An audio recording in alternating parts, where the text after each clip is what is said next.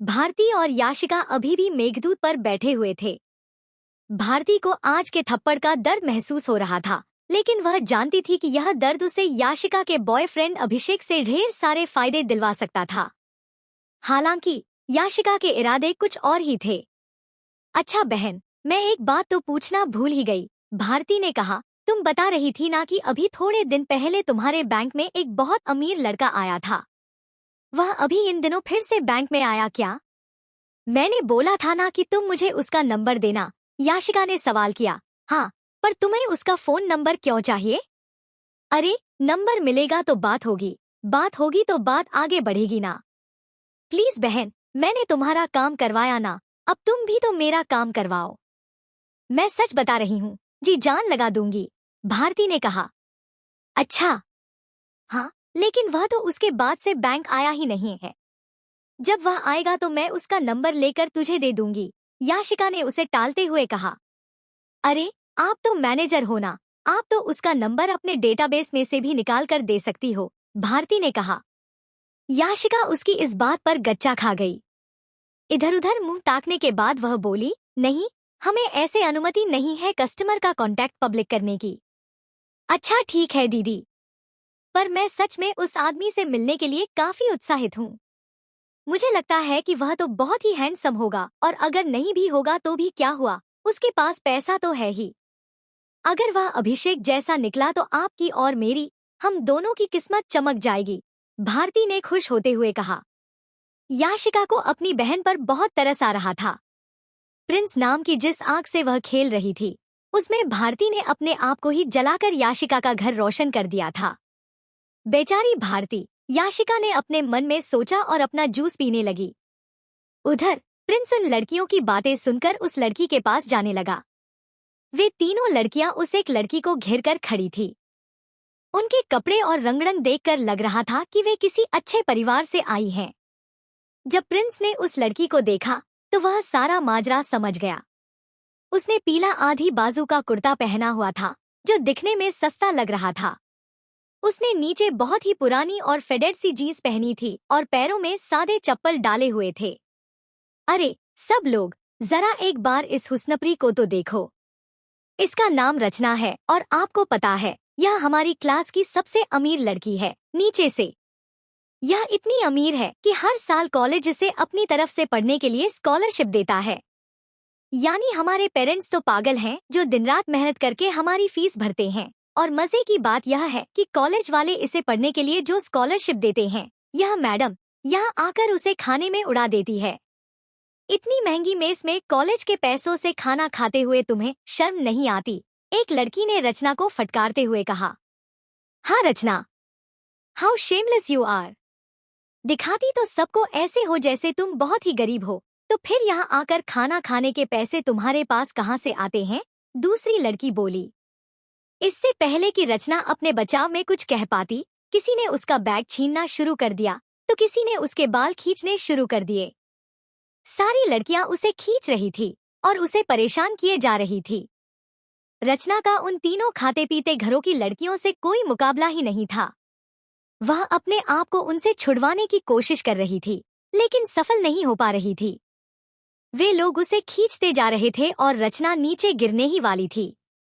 जैसे ही वह अपने आप को बचाने के लिए थोड़ा ऊपर की ओर उठने लगी, प्रिंस ने पहली बार उसका चेहरा देखा। वह सांवली सी लड़की थी, जिसके चेहरे पर रत्ती भर भी मेकअप नहीं था। उसकी आंखें बड़ी और नाक छोटी थी।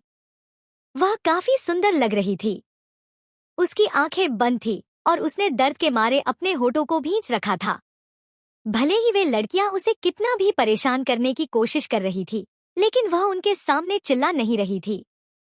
अपने आप को बचाने की उसकी कोशिश आखिरकार नाकाम रही और वह नीचे गिर गई।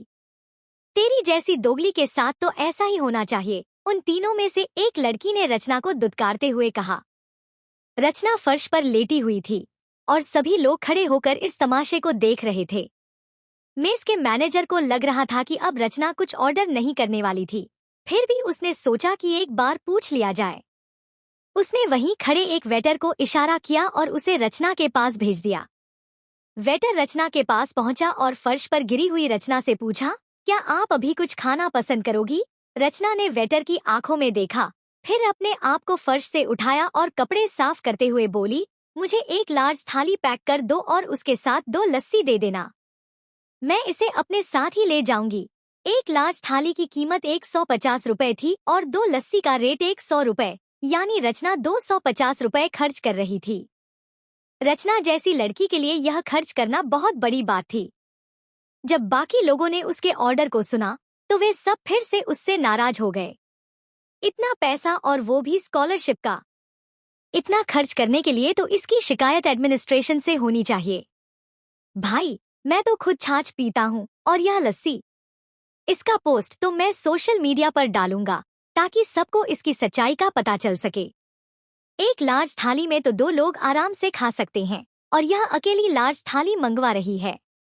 मैंने इतनी भुक्कड़ लड़की आज तक नहीं देखी। वहाँ बैठे सब लोग रचना की टांग खिंचाई करने की कोशिश कर रहे थे, लेकिन उसने बाकी सबसे अपनी नजरें बचाते हुए सिर्फ अपनी आंखें रसोई की ओर घुमा दी, जहाँ से उसका खाना आने वाला था। थोड़ी ही देर में उसका ऑर्डर पैक होकर आ गया और उसने बिना किसी से कुछ कहे अपना पैकेट उठाया और वहाँ से निकल गई। जैसे ही प्रिंस ने उसे वहाँ से जाते हुए देखा, उसने राहत की सांस ली। वह देख पा रहा था कि उसकी आर्थिक स्थिति अच्छी नहीं थी, फिर भी वह लड़की इतना महंगा खाना खाने की हिम्मत कर रही थी। अरे, यह देखो, यहाँ पर और एक सज्जन खड़े हैं जिनकी हालत भी उस लड़की जैसी ही है। मुझे तो लगता है कि ये भी स्कॉलरशिप के पैसों से खाने आए हैं। इन दोनों को देखकर ऐसा नहीं लगता कि ये दोनों कपल हैं, एक लड़की ने प्रिंस को देखते हुए कहा। हाँ यार, इसके कपड़े देख, इसने भी येलो पहना है और उसने भी येलो ही पहना था, एक लड़की ने अपनी दोस्त को ताली देते हुए कहा। जब प्रिंस ने उनकी बात सुनी तो पाया कि वे तीनों अब उसकी ओर ही देख रही थी। उन तीनों ने रचना का जो हाल किया था, उसके बाद प्रिंस उनके मुंह लगना ही नहीं चाहता था और ना ही वह उन्हें पलटकर कोई जवाब देना चाहता था। उसने ऑर्डर दिया ही नहीं और बिना कुछ बोले ही वहां से बाहर निकल आया। जैसे ही प्रिंस मेज से बाहर आया, उसने देखा कि रचना उसके आगे ही थी। उसे समझ में नहीं आ रहा था कि आखिर इस लड़की ने लार्ज थाली क्यों खरीदी थी। रचना आगे आगे चलती जा रही थी और प्रिंस अपने इस डाउट को दूर करने के लिए उसके पीछे पीछे चलता जा रहा था। रचना चलते चलते कॉलेज के पीछे बने फाउंटेन गार्डन में पहुंच गई थी। प्रिंस अभी भी उसके पीछे ही था। इस वक्त गार्डन में ज्यादा लोग नहीं थे। रचना चलते हुए गार्डन के पास ही बने एक छोटे से तालाब के किनारे पर पहुंच गई थी। सूरज अभी पूरी तरह से ढला नहीं था और उसकी किरणें पानी के ऊपर सुनहरे धागों की तरह चमक रही थी। प्रिंस वहीं लगे एक पेड़ के पीछे छुप गया और चुपचाप रचना को देखने लगा। रचना ने उस थाली को और लस्सी को खोलकर एक चट्टान पर रख दिया। फिर उसने आलती पालती मारी और उस चट्टान पर ही बैठकर आराम से खाना खाने लगी। जैसे ही उसने पहला निवाला खाया, उसकी आंखों से आंसू बहने लगे। प्रिंस उसके सुबकने की आवाज भी सुन पा रहा था।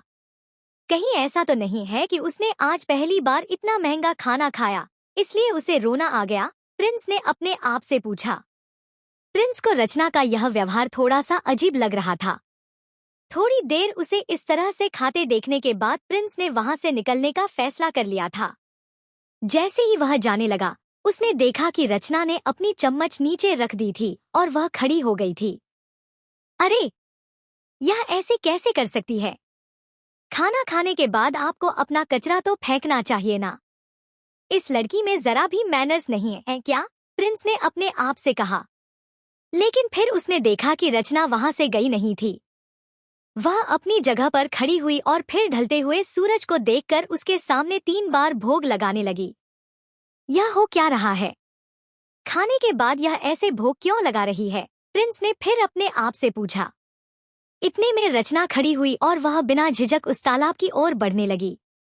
प्रिंस को लग रहा था कि वह आत्महत्या करने के लिए जा रही थी, लेकिन उसके सारे शकों का जवाब रचना ने अपने काम से पहले ही दे दिया था। वह तालाब के किनारे पर पहुंची और सीधी पानी में कूद गई। जैसे ही वह अंदर कूदी, बाहर आवाज आई, छपाक। प्रिंस ने देखा कि रचना पानी में कूद गई थी, तो वह दौड़कर उसकी ओर गया और उसे बचाने के लिए पानी में कूद गया। प्रिंस को तैरना आता था, इसलिए वह पानी के अंदर जाने से झिझका नहीं और उसने अंदर डुबकी लगाकर रचना को उसके कपड़ों से पकड़ लिया और फिर उसे अपने साथ खींचकर तालाब के किनारे पर लाने लगा। अरे तुम यह क्या कर रहे हो? छोड़ो मुझे, मर जाने दो मुझे। जब प्रिंस ने रचना को पकड़ रखा था तो रचना बार बार उससे अपने कपड़े छुड़वाने की कोशिश कर रही थी। वह बार बार अपने हाथ पैर मारकर प्रिंस को दूर करने की कोशिश कर रही थी। आखिरकार काफी देर के संघर्ष और खींचतान के बाद प्रिंस उसे किनारे पर ले आया था। तुमने मुझे बचाया क्यों? किसने कहा कि तुम आकर मेरे पीछे पानी में कूदो? तुम क्यों मेरे और मेरी मौत के बीच में आए? रचना ने घास के किनारे बैठकर रोते हुए प्रिंस से पूछा। प्रिंस ने देखा कि रचना पूरी तरह से भीग चुकी थी। उसके सारे कपड़े पानी में भीग जाने की वजह से उसके बदन से चिपक गए थे। उसे ऐसे देखकर प्रिंस को उस पर और दया आ रही थी। मैंने तुम्हें क्यों बचाया? प्रिंस ने अपनी फूलती हुई सांसों पर काबू पाने की कोशिश करते हुए कहा। उसे समझ में नहीं आ रहा था कि रचना आखिर यह सब क्यों कर रही थी। भले ही वह यह नहीं जानता था कि वह कौन थी, क्या करती थी या उसकी जिंदगी में क्या चल रहा था, लेकिन जो भी हो वह उसे ऐसे डूबकर मरने के लिए नहीं छोड़ सकता था। प्रिंस ने अपनी सांस को काबू में लिया और बोला, मरना तुम्हारे लिए बहुत आसान होगा। तुम्हें तो लग रहा होगा कि बस इधर आओ, खाओ और पानी में कूदकर मर जाओ। लेकिन पानी में कूदने से पहले क्या तुमने एक भी बार अपने माता पिता के बारे में सोचा? क्या तुमने सोचा कि आज तक उन्होंने तुम्हें कितना सपोर्ट किया और जब तुम्हारी उन्हें सपोर्ट करने की बारी आई तो तुमने क्या किया? पानी में कूद गई। अगर अभी तुम मर जाती तो उनके भविष्य का क्या होता? इस बारे में सोचा तुमने? इतने साल पढ़ाई करने के बाद भी तुम्हारे दिमाग में बस यही सब गोबर भरा है क्या? प्रिंस ने उसे जमकर फटकारते हुए कहा। तुम्हें अगर मरने से डर नहीं लगता तो फिर जीने से क्यों लगता है? प्रिंस ने आखिरी बार कहा। अगर मैं जी पाती तो मरने का सोचती ही क्यों? रचना ने आखिरकार अपनी चुप्पी तोड़ते हुए कहा। प्रिंस उसकी बात सुनकर चौंक गया था। आखिर क्या थी कहानी रचना की? क्या प्रिंस उसे उसकी आत्महत्या की जिद से बाहर निकाल पाएगा? आगे क्या हुआ जानने के लिए देखिए प्रिंस द मिलेनियर का 28वां भाग दूरियां।